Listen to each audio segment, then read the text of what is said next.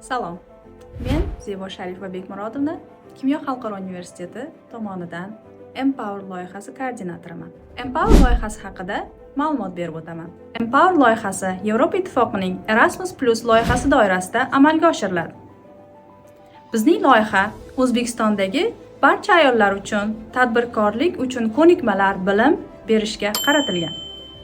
Bizning loyihamiz O'zbekistondagi barcha xotin-qizlarga mo'ljallangan bo'lib, biz tadbirkor bo'lish uchun qanday kerakli bo'lgan bilim va ko'nikmalar berish uchun kerakli bo'lgan ma'lumotlarni berib boramiz va 6 ta mini kurslar yordamida sizga yo'l ko'rsatamiz. Mini kurslarimiz sentyabr oyidan boshlab barcha uchun bepul taqdim etiladi. Bizning loyihamizni nega tanlashingiz kerak? Empower loyihasi davomida biz har bir ayol qiz uchun kerakli bo'lgan ko'nikmalarni, bilimlarni alohida tanlab olamiz va o'zining vaziyatidan kelib chiqqan holda individual topshiriqlar orqali amalga oshirishga yo'llanma beramiz. Bizni qayerdan topishingiz mumkin? Bizning veb-saytimiz va ijtimoiy tarmoqlarda quyidagi joydan topishingiz mumkin bo'ladi.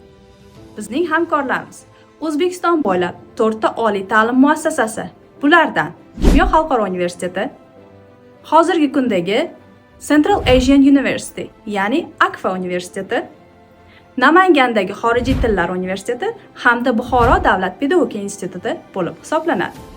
Hamda xalqaro hamkorlarimizdan Bolgariyaning Varna Management universiteti, Germaniyadan esa Dresden texnika universiteti bo'lib hisoblanadi. To'liq ma'lumot olish uchun biz bilan bo'ling.